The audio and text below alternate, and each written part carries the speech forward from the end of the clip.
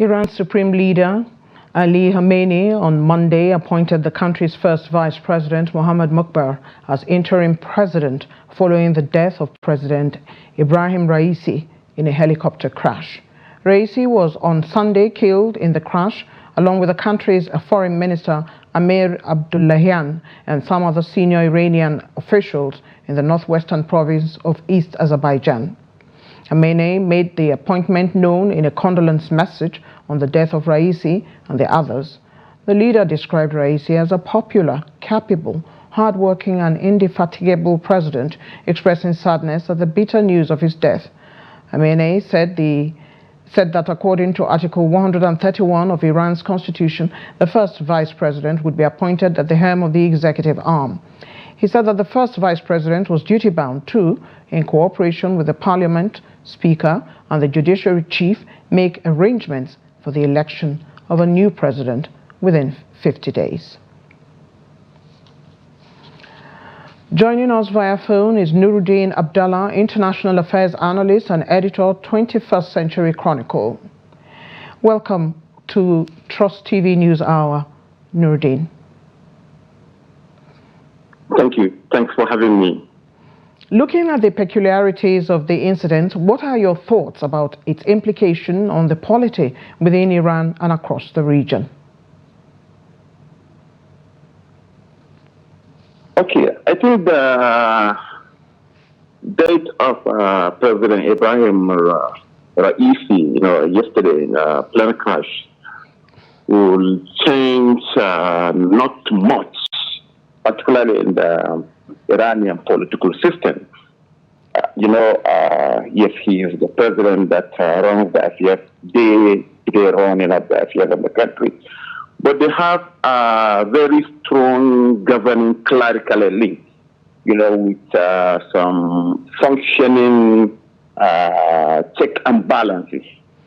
We have the supreme leader, we have the assembly of experts, we have the guardian council, we have the constitutional constituency council, and what have you. So, if you look at the political system, the late Raisi, the hardliner, at its teeth now, almost all the branches, the political branches in the Iranian political system are headed or are controlled by the hardliner since Raisi's election in 3 years ago. Even if you look at the March last election of the parliamentary election, the hardliners, had an overwhelming majority. So many analysts are saying that Raisi's successor, who will be elected in June 28th, will likely be a hardliner. You understand? If you look at the Iranian, the political system recently, when Qasem Soleimani was assassinated by U.S., we have another success. He was succeeded by another strong pillar, Brigadier General Kahani, you understand. So it's the same thing. Even if you look at it today, they appointed a caretaker foreign minister. Another, what the local media call it, a revolutionary diplomat, just like his predecessor, Hussein Amir Abdollahyan, who died with the president yesterday.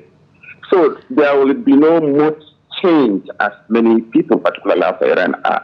Okay, let me take you up very quickly on what you might have already heard, that Israel was initially fingered in connection with the crash, even though Iran has not officially confirmed foul play. What does this development mean for the already existing tensions in the region?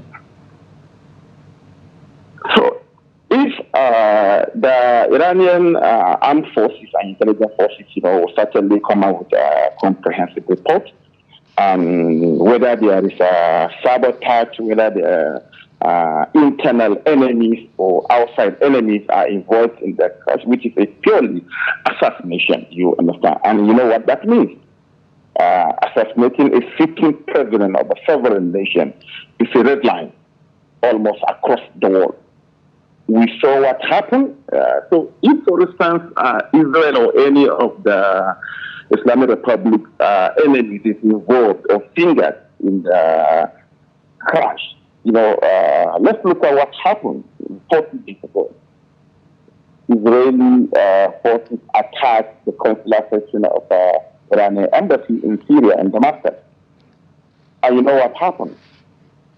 For the first time, Israel was attacked. I want to thank you so very much, Nuruddin Abdallah. We're out of time. Editor, 21st Century Chronicle, for your time in joining us, discussing the passing of the Iranian president.